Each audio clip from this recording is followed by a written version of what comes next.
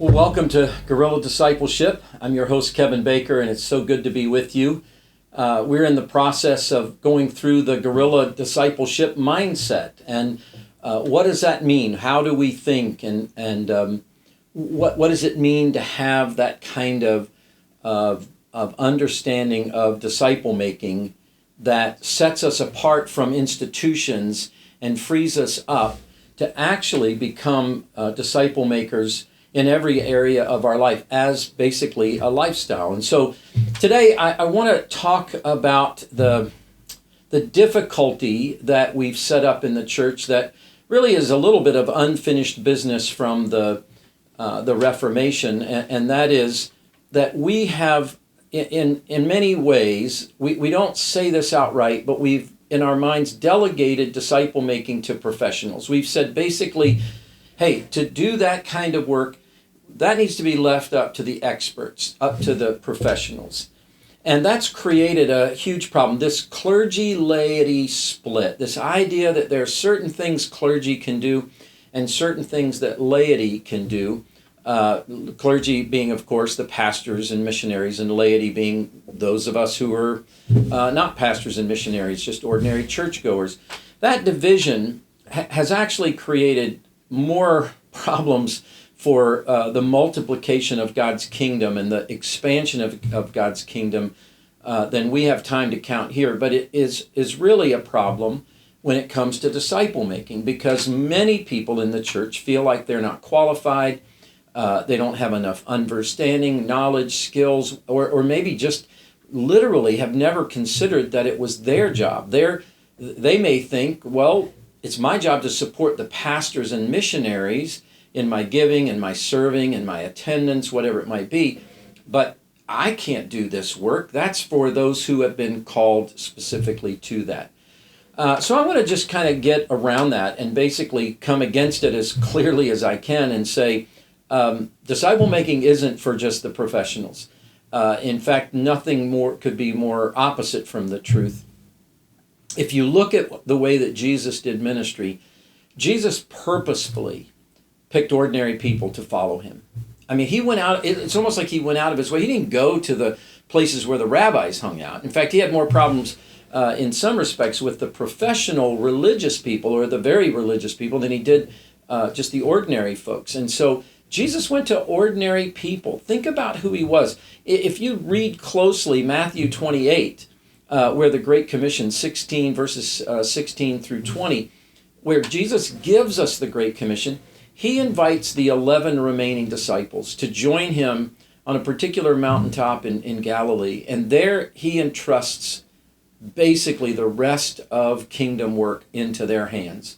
I'm going to be with you. All authority has been given to me. I'm now passing this authority on to you. But this is the work that now I'm giving for you to do. It's been given to fishermen, to tax collectors, to ordinary people, right? It wasn't the experts. It wasn't the religiously profound. It wasn't those who had gone to specialized training. He pulled people out of their everyday jobs and said, I want to teach you a new lifestyle.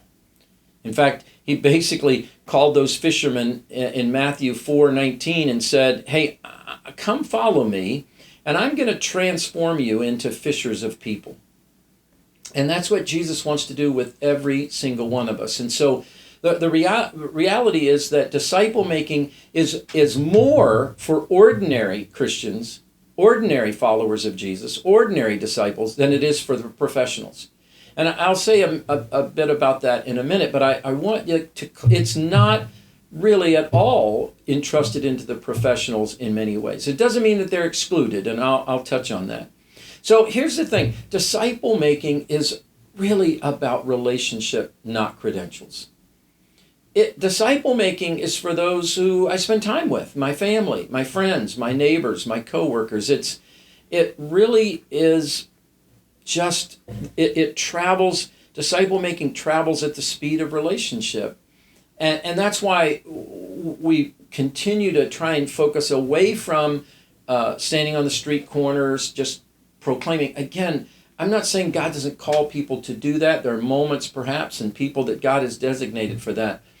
But let's not let that define what disciple making is. That's not the normative for disciple making. The normative for disciple making is conversations over coffee with people that you know. It's family devotions with our kids. It's picking up spiritual conversations with a neighbor who's in need or who's found out that they have a horrible diagnosis. Disciple making, well, by the way, disciple making is simply, I'm following Jesus and I'm helping other people to do the same thing. That's really all that it is. I'm hearing, obeying, and sharing Jesus and helping others to hear, obey, and share Jesus. So it is not a professionalization. It's not about credentials. It's about relationships. It's about having organic spiritual conversations with the people that are around me and knowing. And in fact, this is one of the reasons why I want to say, if anything, it's the opposite of the professionals. The professionalization of ministry has created consumers. We often see ourselves as, I'm going to church. By the way, even that's a misnomer, right? We are the church. I'm going to gather with the church, with others in the church. That might be a good way. But we say, I'm going to church and I hope I can hear a good message and have great worship. So what we're saying is, these people, these professionals, these paid people that are preachers and teachers and musicians, are going to exercise their gifts and I'm going to consume what they have. Jesus really never intended for us to be consumers. He intended for us to be spiritual producers. He uses analogies all over the place. He uses parables, tells parables. We are spreading. We're farmers. We're out in the fields working. We're producing crops. We're multiplying kingdom work. And so we're producers, not consumers. But the professionalization has turned us into a kind of an audience. And so too many people in the church think that they're going to just basically listen and maybe evaluate and hopefully something that they hear will be good for them. But it actually, we are called to be multipliers. Let me just say it this way. It would be better if preachers and teachers saw their task as teaching teachers rather than teaching students, and that those of us who are sitting under someone's teaching or preaching would see ourselves as teachers, not students. So that I'm learning how to teach better. I'm learning how to equip others better. I'm not coming because I am still looking for me to be fed and equipped. I get that. But I don't want it to be that I'm the cul-de-sac of the teaching and preaching. And I don't want to create dependency on the preacher. In other words, I don't want to say, well, I can never share the message that I've heard or what I've begun to learn. I've got to bring them to the preacher. So that's what we've been doing, right? Hey, come to church with me, because you'll hear this wonderful message by a skilled orator who is really spent a whole week studying. Great stuff. It's wonderful. I get it. But that's not disciple making. In fact, as I said, it can be a hindrance to disciple making. Disciple making is really all about multiplication. Jesus modeled multiplication. He only gathered with a few people. He spent most of his time with those 12, and even one of them betrayed him. But he expected that those people that he gathered with, in fact, even those in the crowds and others who followed him, he would immediately say, now, here's what I want you to do. It was an immediate follow. In other words, immediate obedience and an immediate share. And so he entrusted this multiplication into his disciples. Paul summed it up really wonderfully as he wrote to his student Timothy in 2 Timothy 2:2. He said, "These things you've heard me say in the presence of many witnesses, pass on to other reliable people who can pass them on to others." There's 4 generations from Paul on. It's Paul to Timothy, Timothy to reliable people to another generation. It's moving always away from you. Too often with the professionalization of ministry, we have tried to move people toward the professionals. But that limits, that bottlenecks the multiplication and spread of the kingdom of God. So we don't want basically professionals becoming a bottleneck. Everybody's got to. Moses ran into this. His father Jericho said, "You've got to figure this out because you're making people wait for days and weeks in the heat just to see you. You got to multiply yourself out." And Numbers magnifies that principle out. So Jesus' method was always multiplication. Start with a few, pour into them, and let them pour into others, who will also pour into others. You see, we're always, so again, going back to the typical Sunday morning, the typical Sunday morning should be an equipping for those who are going to equip others who are going to equip others. Now, that really shifts things. If I know, because we all know the telephone game, right? That I can have 5 or 6 people in a circle and I whisper here and they go around and whisper it, and by the time it comes back, it may not be exactly what I said, maybe not even close to what I said. So I've got to teach and preach in a way that can be passed on, can be duplicated, can be multiplied. It's got to be simple, therefore. I need to keep what I'm saying replicable and simple. And so we don't need complicated. There is a place for complicated conversations, but too much of our conversations, too much of our teaching and preaching is again built around us consuming, but never really producing. So that's again not a part of what Jesus had really done, or what he was trying to create in his kingdom model. He really wanted things to multiply, and for things to multiply, the process has to be simple, repeatable, and we need to make sure that you can't make it simple and repeatable if you've got to have very gifted, trained scholars who are going to carry the message of the kingdom forward. Now, again, the real marketplace for disciple making is everyday relationships. It's really just over coffee with a friend or dinner with a family. I recently went out with a few folks on a charter boat. And so we had great conversations out while we were catching fish. In between reeling fish in, we were talking about the Lord and talking about what God is doing in our lives. And so it happens. It happens with a conversation with a coworker when the conversation suddenly goes from just a casual conversation maybe into a meaningful or spiritual conversation, and we begin to allow God to use us. It can happen with a relative that you haven't seen in a while, and as you're catching up, something really meaningful, or maybe they open up about a hunger that they've been realizing, or maybe they lost a loved one and you're gathered at a funeral, and so all of those are the kind of, that's the playing field, if you will. That's the marketplace for where these relationships happen organically and where disciple making is going to happen. Because if I'm creating disciples, then I need to meet them and I need to show them how to be disciples in the world in which they live. So disciple making needs to affect how I go to school and what I do when I'm at school, and how I go to work and what I do at work, and how I carry myself through those relationships, how I interact. And so I need someone to disciple me as a plumber.